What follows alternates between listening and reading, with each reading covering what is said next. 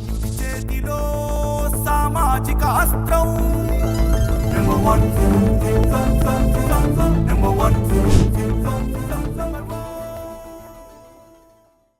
Welcome to number 1 news. This is Shravani. June 21న అంతర్జాతీయ yoga day సందర్భంగా రాష్ట్ర వ్యాప్తంగా 2 కోట్ల మంది పాల్గొంటారని సిఎస్ విజయానంద్ తెలిపారు. మే 21వ తేదీ నుంచి జూన్ 21 వరకు యోగాంధ్ర 2025ను రాష్ట్ర ప్రభుత్వం చేపట్టిందని, అంతర్జాతీయ యోగా దినోత్సవం సందర్భంగా 4 రోజుల పాటు ప్రజలను భాగస్వామ్యం చేస్తున్నారని ఏపీ ప్రభుత్వ ప్రధాన కార్యదర్శి కె విజయానంద్ తెలిపారు. విజయవాడ బిఆర్టీఎస్ రోడ్డులో 5,000 మందితో ఎన్టీఆర్ పోలీసు కమిషనరేట్ ఆధ్వర్యంలో యోగాంధ్ర కార్యక్రమం జరిగింది. ఏపీ ప్రభుత్వ ప్రధాన కార్యదర్శి విజయానంద్ మాట్లాడుతూ, మన శరీరం మనసును ఆధీనంలో ఉంచుకునేందుకు యోగా ఎంతో ఉపయోగపడుతుందన్నారు. ప్రజలందరూ ఆరోగ్యంగా ఉండాలనే సంకల్పంతో రాష్ట్ర ప్రభుత్వం యోగాంధ్రను చేపట్టిందన్నారు.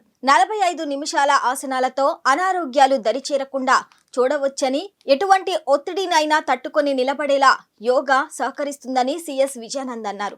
ప్రజలు ఈ యోగాంధ్రలో భాగస్వామ్యం కావాలని, ప్రతి జిల్లాలో 4 రోజుల పాటు యోగాంధ్ర నిర్వహిస్తున్నారని, వేలాది మంది ప్రజలు ఆయా జిల్లాలో పాల్గొంటారని విజయానంద్ చెప్పారు. యోగాంధ్రలో గురువారం పోలీస్ కుటుంబం భాగస్వామ్యం అయ్యిందని, గత 10 రోజులుగా యోగాంధ్ర కార్యక్రమం ఘనంగా జరుగుతుందని విజయవాడ సిపి రాజశేఖర్ బాబు తెలిపారు. 5,000 మందితో యోగాంధ్రలో పాల్గొనడం ఆనందంగా ఉందన్నారు. ఎన్టీఆర్ జిల్లాలో కలెక్టర్ ఆధ్వర్యంలో ప్రతిరోజు యోగాంధ్ర నిర్వహిస్తున్నారని, చీఫ్ సెక్రటరీ ఇతర ఉన్నతాధికారులు ఇవాళ యోగాలో పాల్గొనడం సంతోషంగా ఉందన్నారు. ఆంధ్రప్రదేశ్ను యోగాంధ్రగా మార్చేందుకు చేస్తున్న కృషికి ప్రజలు సహకారం అందించాలన్నారు.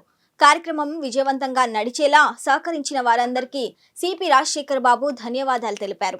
ఐఏఎస్ అధికారులు Krishnababu, Meena, Veera Pandian, collector Lakshmisha, police commissioner Rajasekhar Babu తదితరులు, డీసీపీలు, ఏసీపీలు, సిఐలు, ఎస్ఐలు, పోలీస్ సిబ్బంది పెద్ద సంఖ్యలో పాల్గొన్నారు. మరిన్ని లేటెస్ట్ అప్డేట్స్ కోసం చూస్తూనే ఉండండి నెంబర్ 1 న్యూస్. సామాన్యుడి చేతిలో సామాజిక అస్త్రం.